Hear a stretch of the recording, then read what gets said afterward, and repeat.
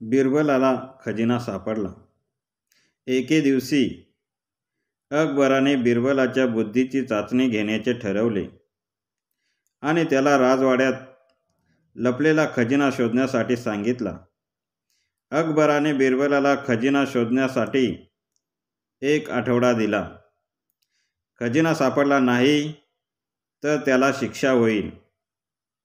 बिरबलाने राजवाड्यामध्ये खजिना शोधायला सुरुवात केली आणि काही दिवसानंतर त्याला राजवाड्यातील एका भिंतीमध्ये लपलेला दरवाजा सापडला। दरवाजा बंद होता, पण बिरबलाने चावी शोधून दरवाजा उघडला। आतमध्ये त्याला सोने आणि दागिन्यांनी भरलेली खोली सापडली। बिरबलाने अकबराला त्याच्या शोधाची माहिती दिली आणि अकबर बिरबलाच्या बुद्धिमत्तेवर खुश झाला। मात्र दुसऱ्याच दिवशी अकबर स्वतःसाठी खजिना पाहण्यासाठी खोलीत गेला, पण खोली रिकामीच होती। अकबराला वाटले बिरबलानेच खजिना चोरला असावा।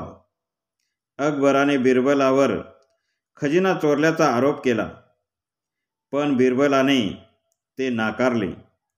बिरबलाने अकबराला सांगितले की खजिना शोधला आहे, परंतु खोलीतून काही घेतले नाही। अकबराने त्याच्यावर विश्वास ठेवला नाही आणि बिरबलाला शिक्षा करण्याचा आदेश दिला। परंतु बिरबलाने मग गहाळ झालेल्या खजिन्यासाठी राजवाड्याचा शोध घेण्याचे सुचवले। अकबराने ते मान्य केले आणि त्यांनी राजवाड्याची कसून चौकशी केली। शेवटी त्यांना सिंहासनाच्या खोलीत टेपेस्ट्रीच्या मागे एक लपलेली खोली सापडली।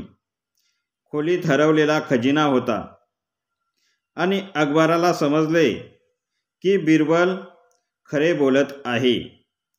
त्याने बिरबलाची माफी मागितली आणि त्याच्या बुद्धिमत्तेबद्दल त्याला बक्षीस दिले।